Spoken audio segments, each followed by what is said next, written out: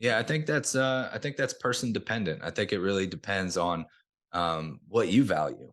Yeah. I look at certain pillars of my life. Relationships are a big pillar of mine. Family is a big pillar of mine. Finances and business, and then my health and fitness. So to me, balance and harmonious is like those are the things that I'm always going to tend to, that are always going to be a priority. Now, there's seasons and phases.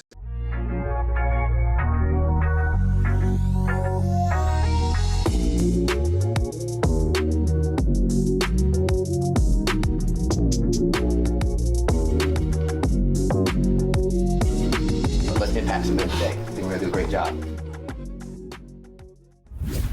What's going on, guys? Welcome to the Modern Man Podcast, where we connect men in pursuit of their potential.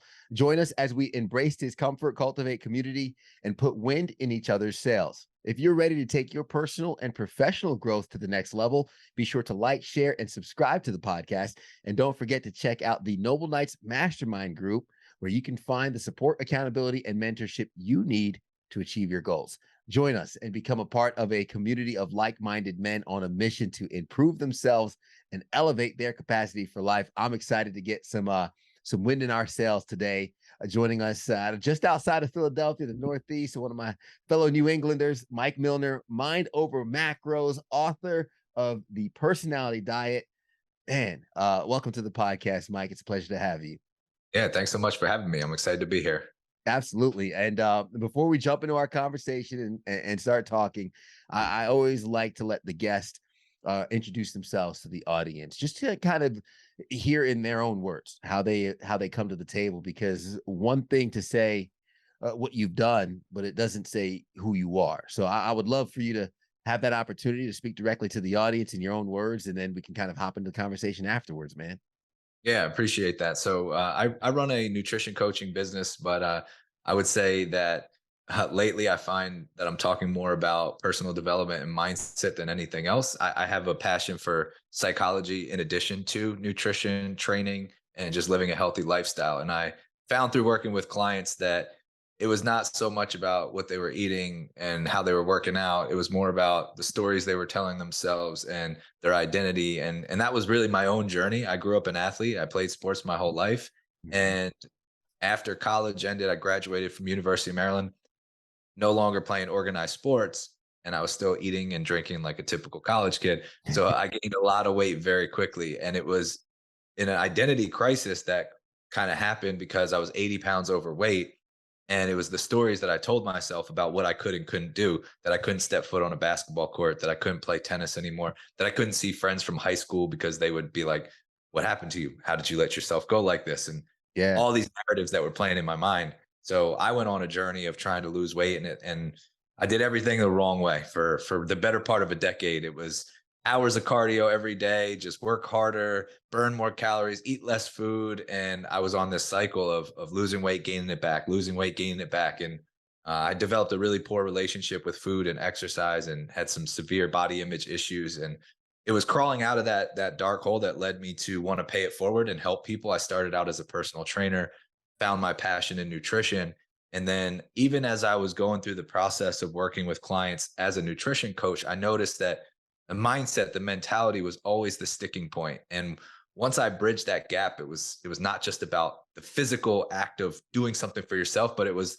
the stories around that, your identity, the person you want to become. The psychology of goal achievement really became like the bread and butter and of my business. And I started my business 5 years ago.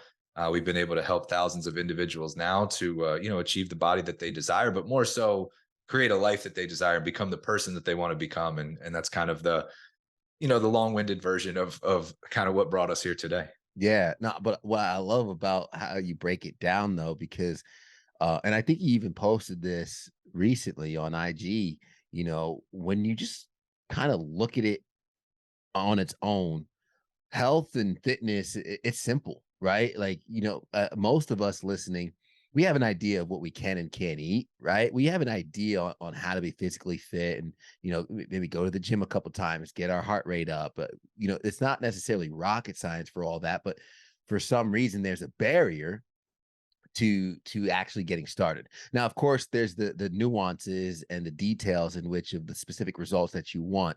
You're going to need a professional and some coaching and some help in that regard. But if someone's just like trying to maybe get a little fitter, it could be simple, but the mindset is what holds so many people back. How do you rewire that? How do you change someone's stories that they tell to themselves? Because as much as you can tell them, hey, do this, do that, if I'm looking in the mirror and I still see Fat Ted, which was once a thing, I'm going to continue to act like Fat Ted. Yeah. Yeah, it's a great question. And as much as people like to say, I want to be told what to do, we actually don't respond really well that way. Like, don't respond to, all right, do this, this, and this, because humans like to have a high degree of autonomy. We like to feel in control of our choices.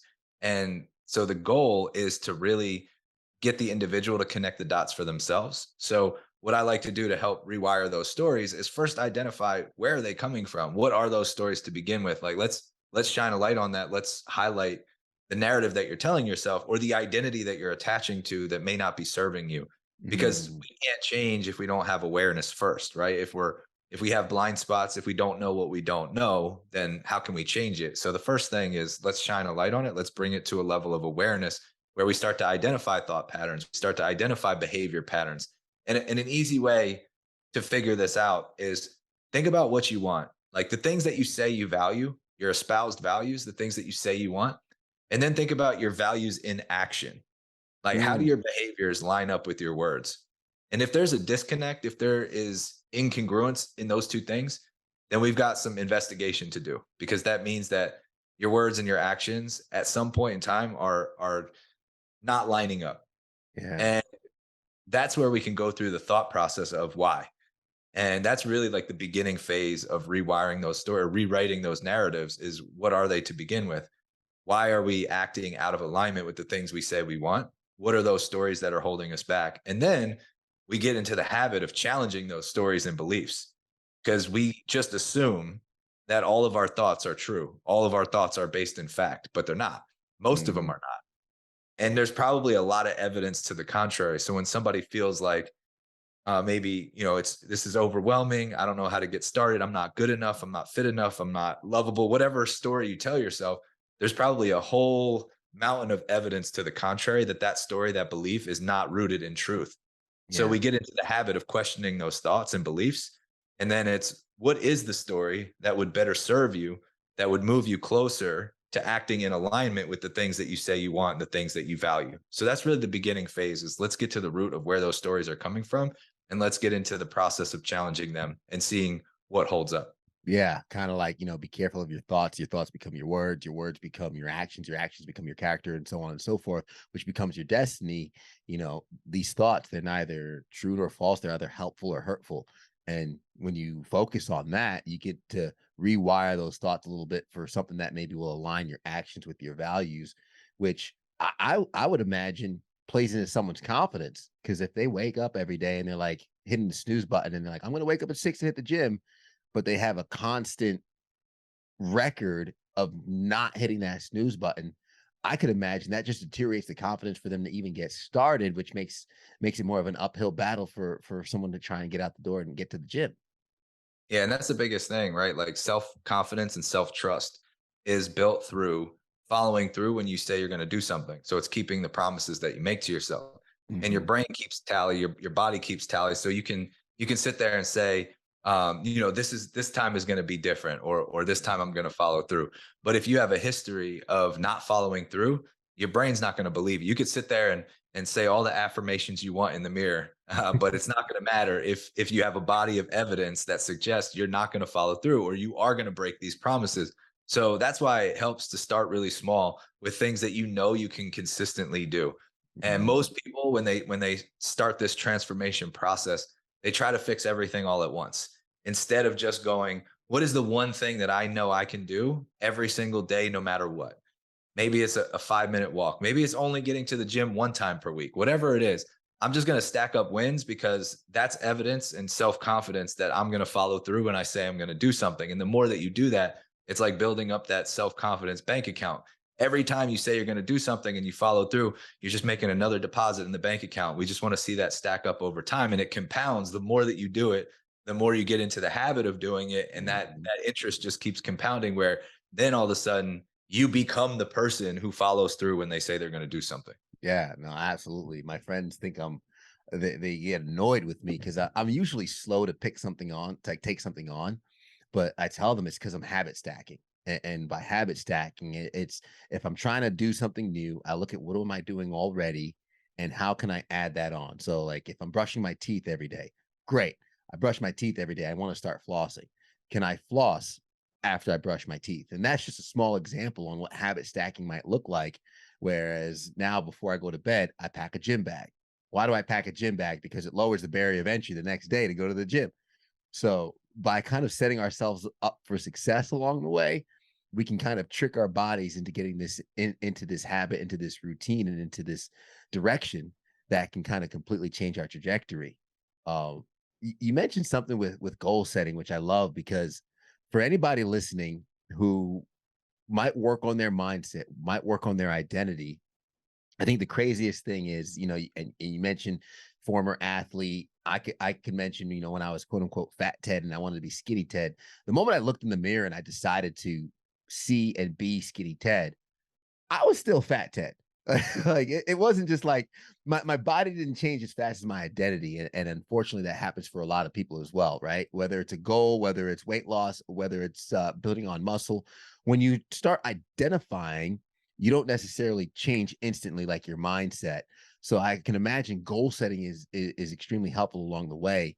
How does that process look for someone to kind of deal with that gap between here's how I see myself now, but I'm still not quite there yet?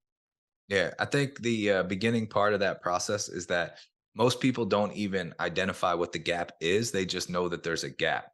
And so if you Mm, were to look at who is that person that you want to become. So for you, when you were identifying as skinny Ted, like what did that look like? How does skinny Ted act on a daily basis? What does skinny Ted do every single day? Their habits, their routines, how do they conduct themselves? And get really crystal clear on who that person is that you want to become and the things that they do. And now you have something to compare to, because there's probably a lot of habits, routines, even from like a mindset or decision making standpoint or a relationship standpoint. How do they show up with their friends and family? How do they show up at work? Whatever it may be. You have all of these things that you've identified about that person you want to become, and you have all these things that you're doing right now. And now we have a clear, tangible gap that we can work with, because there's a bunch of things that you're doing that you don't want to be doing because the person you want to become doesn't do those things. So there might be some destructive habits that you have in your life that you're trying to get rid of. Then there might be a whole other list of things that you're not currently doing that you want to be doing, because that person you want to become is the person that does those things. Now we look at that list and we look at what's the one that stands out as the most doable today? Like the one that, again, it should feel almost stupid how simple it is. It should feel like this is not enough. You should feel like I'm not working hard enough because this is so easy to stay consistent with. Great. Well, let's add that to the list of things. Like let's add that to the goal setting process, because if we start with one or two, maybe three things that are so easy to follow through, it not only does it take you one, two, or three steps closer to the person you want to become, but it also builds that self trust, that self confidence that we're talking about. So now you earn the trust in yourself to be able to go to the next thing that was maybe a little bit more difficult when you first looked at your list. And you're mhm. like, I don't know if I'm quite ready to get rid of this habit because it's pretty ingrained in me, or I don't know if I'm quite ready to get to the gym 5 days a week, if that's something that you hope to do. But you've built up confidence by taking those first small, simple steps that now you're a little bit closer to becoming that person who gets to the gym 5 days a week, or who can get rid of that toxic habit. So that's the process of goal achievement. The problem is oftentimes we look at the list and we're like, all right, cool, I'm going to change the whole list like tomorrow. And it's just not sustainable, because one thing that comes up, like one thing goes wrong and everything falls apart, and then you fall right back into the way that you were doing things before, because that's all you know. That's your default operating system right now. So we're Mm. trying to gradually change what default looks like for you, and the only way that can be sustainable is one step at a time. Yeah, that's where that psychology comes back into play, where you just fall back, where you don't rise to the occasion, you fall to your preparation or you fall to your base identity, and it could be such a simple a simple add-on, a simple habit where about almost 2 years ago, I moved to a new city in Charlotte, North Carolina, and my wife and I went from a house to an apartment. We're on the second story. We were living there for about a month, and I noticed we take the elevator every day. I'm like, babe, we're on the second floor. Like, I counted it. They're 20 steps, like 20 steps. And it was just that small change. So simple, so easy. Even our dog loves running up the steps better than the elevator. And to this day, since after the first month or so, mainly just because, hey, we moved in, we're carrying the boxes, we got used to using the elevator every time. But now we take the steps, and our neighbors who sometimes they have a baby, they have the stroller, they take the elevator. The steps are faster. So we save time in doing that. So I say that story as a challenge to somebody who can identify in their life where maybe that small change can maybe make a healthier habit, or maybe just identify a little different. But I don't want to talk about Fat Ted anymore. He doesn't exist. So I want to see, I want to learn more about your story, Mike, where you mentioned when you were at maybe your lowest, at your darkest, and deciding to change things around. You mentioned making a lot of mistakes at first, and finally coming to, the revelation, and finally coming to the conclusion, and hopefully you're looking to have others avoid the same problems. What was your story like, and what were some of the highlights, some of the not so much highlight, and how you got you here? Yeah, so it's interesting because I look at my journey, and a lot of people assume that when I talk about the low lights that I'm talking about when I was 260 pounds and didn't recognize myself and had the identity crisis. What's funny about that is when I look through old pictures, I can find a bunch of pictures of when I was 250, 260 at my heaviest. I got down to 160, like 167, I think was my lightest. Mhm. I have one single picture that I ever took of myself at my lightest because I picked myself apart more when I was 160 than I did when I was 260. Hmm. So when I got to that level of leanness, I was on this pursuit of never being enough. And originally, I told myself that 200 pounds was my goal. I had to get below 200 pounds, and I got below 200 pounds. And then I said, that's not good enough. I need 190. And then that wasn't good enough. 180, 170, 160. And it was never going to be good enough. And every time I reached this checkpoint along the way, it was just push the goalpost back and keep going. And what I found was that when I was 160, I hated my body. I hated how I looked. All my relationships were a mess. I was telling friends that I couldn't hang out with them because I was obsessed with, eating perfectly, and I had no room in my life for balance. I was married at the time, drove a wedge in my relationship with my wife at the time. I was in the darkest place at my lightest. So physically, everybody's like, man, you look great. You're so lean and everything. And I'm sitting here like, I look terrible. I hate my body. I'm not close to anybody that I care about. I'm not spending time with family. I'm not spending time with friends. I've my marriage is falling apart. All of these things that were kind of shattering around me.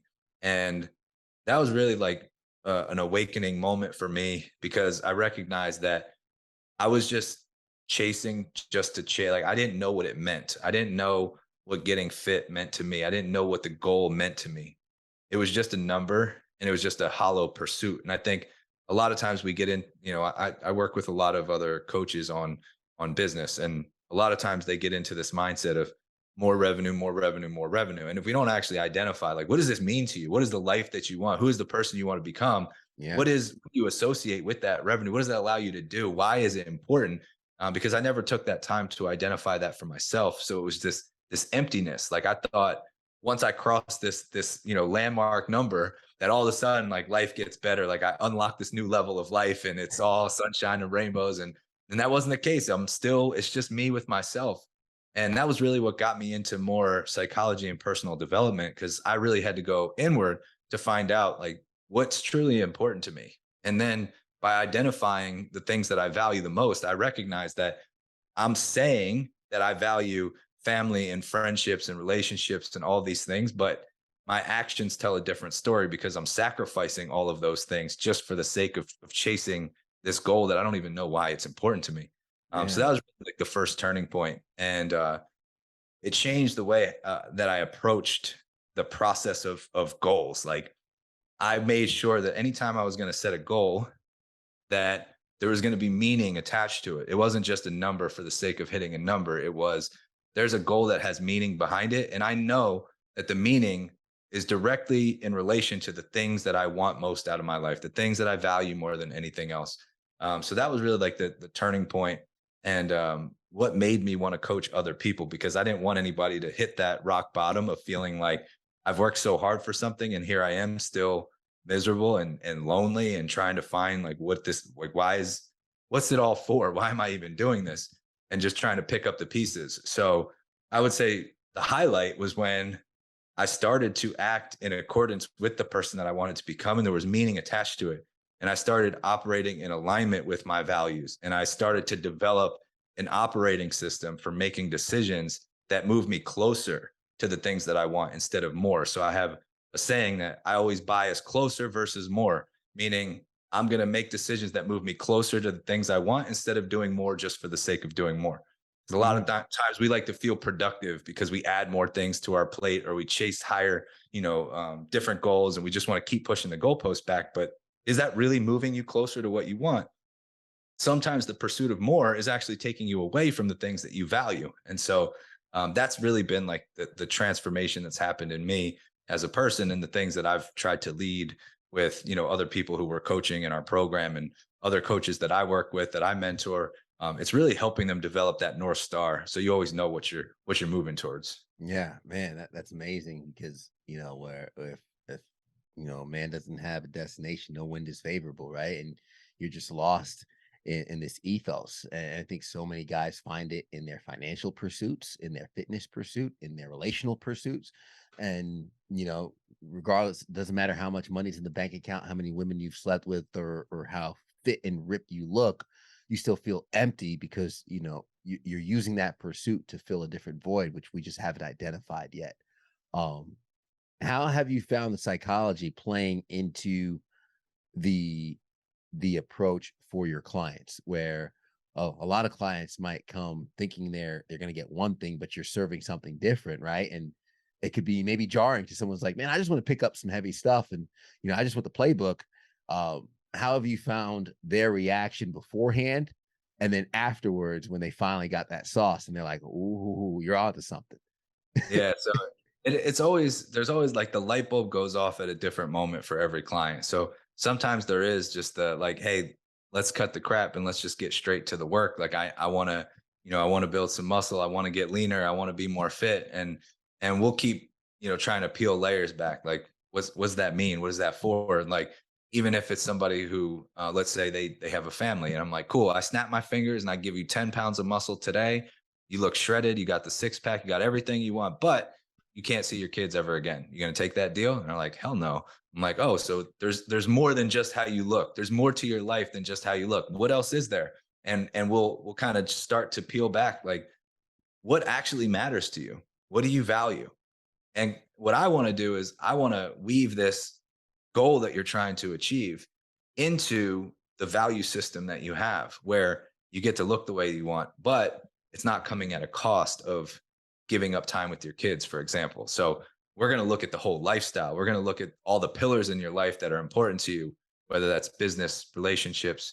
So a lot of times it's like, yeah, just tell me how to eat, tell me how to train. But once they realize, like, oh, there's a lot more to it than that, that's when they realize that it's about fulfillment. It's about joy. It's about enjoying the process. And the goal can be had weaved into all the things that you value. That becomes the thing that now they're like, okay, I get it. I know what I'm working towards. I'm not just lifting weights just to lift weights. I'm not just showing up gym just because you told me to. I know there's a purpose behind it. And when you lead with purpose, now all of a sudden you're more likely to follow through. You're more likely to become that person. It's the identity shift. You're stepping into that future version of yourself that you imagine. All those dots start to connect. Like, my job as a coach is not to connect the dots for you. It's to lay out the dots so you can connect them for yourself. So I always say, like, I'm just the lighthouse. You're steering the ship. I'm just showing you the waters and showing you some options, showing you which direction you might want to go. And you're still driving the boat. You're still steering the ship. We're just going to illuminate some of the things that are available to you. And then you get to make those decisions based off of what you value the most. Yeah, giving them that autonomy, like you mentioned beforehand, which is really what we want to have control over our destination, over our day to day, and make the decisions ourselves, and continue to steer the ship in the direction we think is favorable. I want to mention something, and I saw you put it on Instagram, and it's funny that you use the phrase "look good naked" or "look better naked," because I always joke and I say, everyone's like, "Okay, Ted, why do you work out? Why do you pay attention to your fitness?" And I say, I got two reasons. One is look good naked, and two is be hard to kill, right? And that's just been my joke. But I also like when I elaborate on it, I'm like, look good naked. I want to be attractive to my wife. I want to, be fit enough for my kids. I want to be hard to kill, not just because I'm strong or whatnot, but it's heart health too, cardiovascular health. It's longevity, long life. Those that are fit have a longer life. So I'm not talking about, fighting a mugger in the alley. I'm talking about heart disease and all these things that are trying to kill us, these silent killers, that salt on the table, things like that. But eh, I think in your post, you were talking about the hacks that people try and find, the fad diets, right? And I've done a few, and I've tried all the different cleanses and things like that. But I love how you said, habits over hacks. And so many people look for the shortcut. They look for the secret. They look like, hey man, I'm just trying to lose these 10 pounds in 30 days and be on my way. But that's not it. Why is it so important to have more of the habits over the hacks? because one's sustainable, one lasts a lifetime, the other one lasts for maybe 30 days, maybe 60 days at most. And it's, when you talk about the psychology behind it, if you're looking at a hack, oftentimes there's this big dopamine hit that comes when you hear about the new exciting optimization, secret 30-day, we're looking for that secret pill, we're looking for that 30-day hack, we're looking for the cleanse, all the things that you mentioned.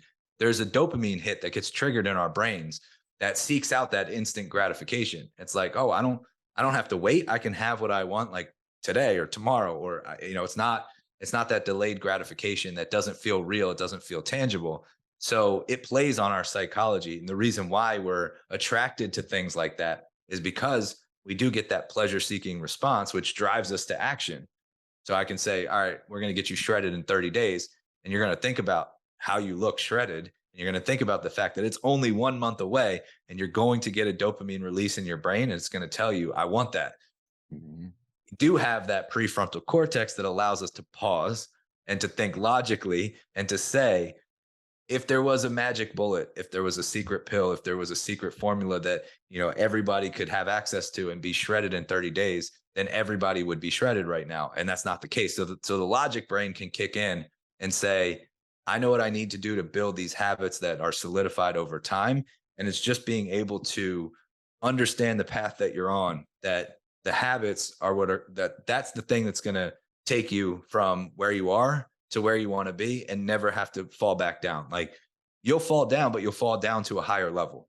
Mhm. So it's like you climb the mountain, you might fall back down, but you're not falling down to the bottom of the mountain because you've built up this strong foundation, this strong base. And that's really what it is. Like, the habits are the things that take you through difficult times. The habits are there for you when life is messy and things feel out of control. Like, those are the things, I call them anchors. Those are the things that ground you, that, no matter what, I still have these things, they have my back, and I'm going to follow through no matter what. That's what's sustainable. That's what keeps you alive longer. That's what keeps you going.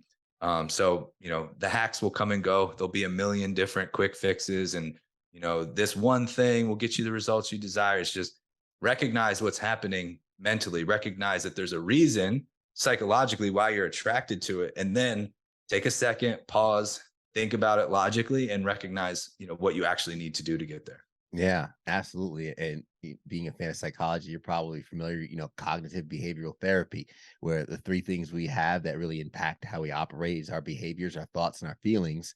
Our thoughts and our feelings, I've said as examples, are infiltratable. If I said, don't think about a pink elephant, you're probably thinking about a pink elephant.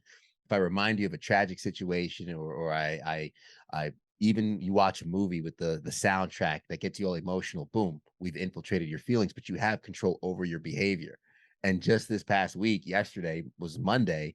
We're recording this on a Tuesday, and my wife and I were in a little bit of a funk, and kind of just not really motivated to do everything that we had ahead of us. And I was like, okay, let's reschedule this and that. And she's like, oh, are you nervous? I'm like, no, tomorrow's Tuesday. And I know I had podcast and recording Tuesday. My gym, I'm off on the gym on Mondays, but I work out on Tuesday. I got my haircut. I have a jam-packed schedule. I'm like, I have no choice but to be motivated on Tuesday.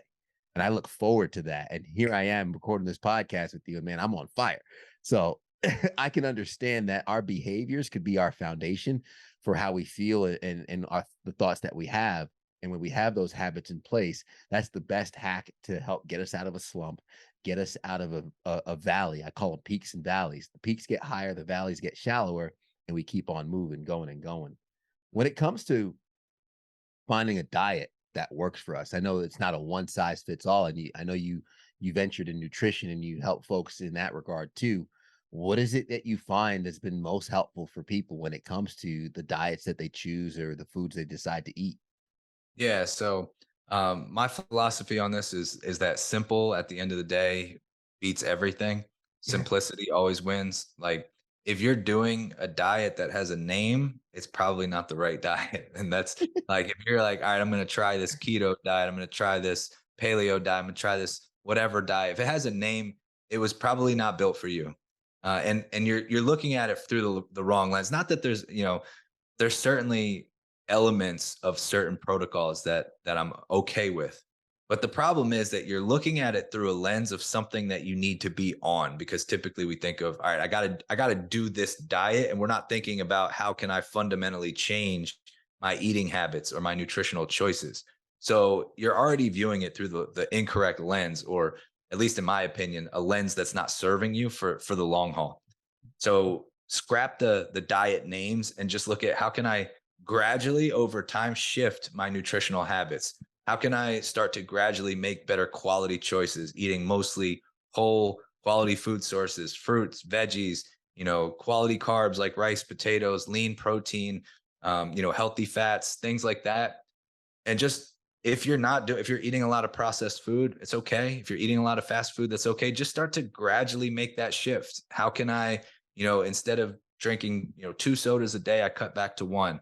I drink more water. I'm trying to increase my protein intake. That's the one thing that most people would benefit from, is just eat more protein. When in doubt, protein and veggies with every meal, and then just fill in the rest with some of the stuff that you like, a starchy carb like a potato, rice, some oats, get a fruit in there, some veggies. You're good. It doesn't have to be complicated.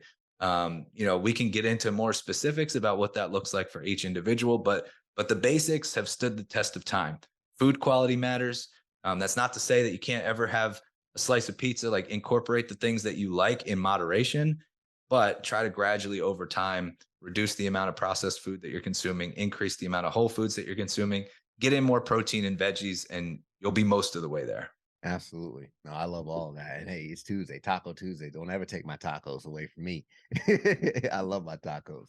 What does a balanced, harmonious, and good, healthy life look like? Yeah, I think that's person dependent. I think it really depends on what you value. Yeah. I look at certain pillars of my life. Relationships are a big pillar of mine. Family is a big pillar of mine. Finances and business, and then my health and fitness. So to me, balance and harmonious is like, those are the things that I'm always going to tend to, that are always going to be a priority.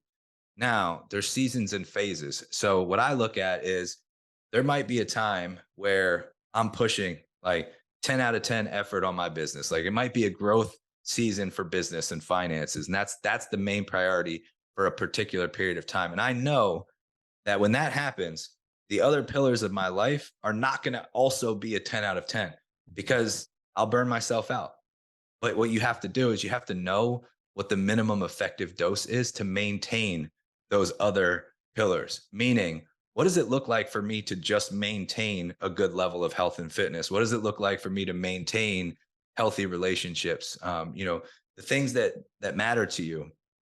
We always look at like the max effort, but we never look at the minimum effective dose. And I think that, it's like, if I can build muscle going to the gym 3 days a week, and going to the gym 5 days a week is not going to make that much of a difference. There might be a season where 3 days a week is all I need, because it gives me some time and energy to focus on a different pillar, where I'm still maintaining and managing my health and fitness, but I'm putting a little bit more effort and energy into something that maybe needs a little bit more care, like my relationship, for example. Like if I know that relationships are kind of taking a back seat, I'm like, I really want to invest more into my friends and, spend time with my fiance and spend time with my family. I'm going to look at the other pillars of my life and I'm just going to make sure that they're getting that minimum effective dose while the relationships are getting a 10 out of 10 effort for a specific season. Now, you don't always have to go max out on one pillar. It's just an example of how, when you know what's important to you, harmony is, they're all being tended to in a different way. Sometimes certain seasons and phases will require more attention in one area than others, but that doesn't mean that everything else has to fall apart because you're focusing on business or you're focusing on fitness. It means that you should always have a level of care and attention with each of the things that matter most to you, but it doesn't always have to be a max effort. Yeah, I see it as kind of like for each value, there's a whole bunch of knobs and they're all adjusted to give the same overall output. But sometimes you have to turn down one knob to turn the other up. But you go back and you just you play with all the knobs until you continue to keep that level going and you keep pushing forward. Man, Mike, this has been amazing. I want to make sure that the audience and folks listening and watching on YouTube have an opportunity to connect with you, even work with you, and even get your book. I know it's the personality diet that you have. I'd really love for them to connect with your coaching and also check out your show, Mind Over Macros. So how can they do that? What are the links? Yeah, I appreciate that. So the book, The Personality Diet, that's available on Amazon. You can just search my name or just search The Personality Diet. The podcast is Mind Over Macros. You can find that on any podcast platform. You can connect with me on Instagram. The handle is at coach_Mike_Millner. If you have any questions about coaching, you just hit me up on Instagram. I respond personally to all my messages, so that's the easiest place to connect. Absolutely. And I'll have those links in the show notes for everybody. And I'll be making sure that they could just go ahead, hit that, whatever platform they're on, and it will open up on their device. But last question, and it's usually the heaviest one, which is why I save it for last. And if you need a couple seconds to think about it, I don't mind the dead air. But it's simply, what is something that you've seen or something that's happened to you that shapes the way you view the world as a man? Hmm. I would say that right before I started my business, so we're talking August of 2018. Um, if you rewind a little bit before that, I was working as a nutrition coach for another company. I was married at the time, and I was living outside of Philadelphia. So at the end of 2017, I moved from outside of Philadelphia to Orange County, California, with my wife at the time, and then we decided to get separated. So around March, April, I moved back home. So I moved across the country, moved back across the country, got separated, started going through a divorce. The company that I was working for at the time, I had some like intellectual property that I had created that I wanted to release with them. They stole my idea and fired me. And then my grandfather passed away, right? Like a month after that. And so he was like the biggest mentor of my life, somebody that I looked up to who was, had some big shoes to fill. So I lost somebody who was really close to me, went through a divorce, moved across the country twice, and had an idea stolen from me and then fired. So I was no job, and like kind of nowhere to turn type of situation. And it was really from that moment that my business was born. I really felt like I had no other choice. It was a sink or swim moment. And the way that shaped me is everything came out of that. I don't ever look back at that time as, poor me or why me or anything like that. What it did was it just helped me to realize that anytime I'm in the storm or I'm in that pit, that there's something incredible that's just on the other side if I just keep crawling. Hmm. So I always think about that. Anytime life is beating me down, anytime I feel like, man, there's really nowhere to turn, I just think keep crawling because you're so close to being out of the storm. You're so close to being out of the pit. And look what happened the last time you were here and you didn't think there was any way out. So that's really shaped me in dealing with hardship and dealing with adversity is just like the moment that I always come back to and like, look what happened after that moment, after all those series of events led you to that point. And every time I thought it was over and like another thing happened, and it just led me deeper into that pit. It didn't matter. It was like that. has completely shaped the way that I show up, especially when times get tough. Yeah, no, absolutely, man. I appreciate you sharing that. Sorry that all happened, but like you said, that you're not what was me, and we can make the decision in life to be the victim or the victor, and rise above it. And here you are, victorious, hands raised above your head, ready to go and ready for the next round. Because we know, hey, as long as we got air in our lungs, we still got a fight ahead of us. So, Mike, this has been awesome, man. I thank you. I appreciate you, and I hope some of our audience reaches out to you and gets more of the value that you have to offer, man. Thanks so much for having me. Absolutely. I'm going to recap some of the things that you shared really quick because a lot of folks probably working out themselves while listening, or probably cleaning up around the house. One more set, by the way. I see you on the bench, but what stories are you telling yourself? What stories are we telling ourselves? Our identity will shape our behaviors, and those behaviors end up shaping our lives. So by reframing those stories, changing our mindset, we can in fact realign our thoughts with the values that we actually have. Values in action, as Mike said. Think about what we actually want and then go for it. Challenge some of our thoughts and our beliefs that we've maybe picked up through time and we never really questioned why we've gotten those beliefs in the first place. Start keeping promises to ourselves, and we start by doing the small promises. Maybe adding on that very small habit, that small stack that seems, like Mike said, almost too easy to not do. And we start by there. We start reworking our identity. And then we identify that gap, identify the identity gap in terms of who we want to become and who we are, and identify who that person we want to become would actually do. And understanding that when we connect the reasoning to the goals, that will help us in the appropriate pursuit, because more is not always closer. And as Mike shared, man, this hit me. The darkest at his lightest.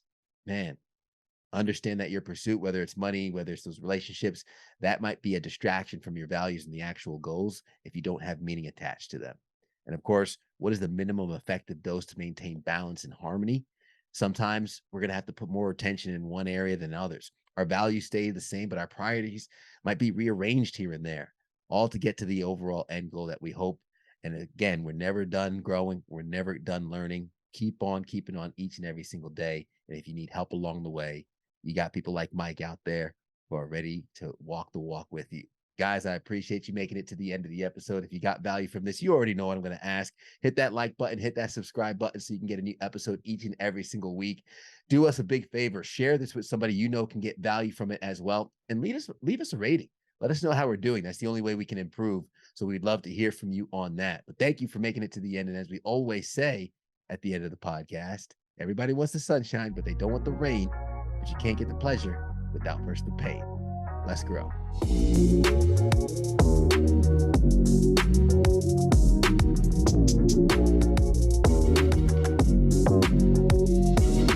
Let's get past it today. I think we're going to do a great job.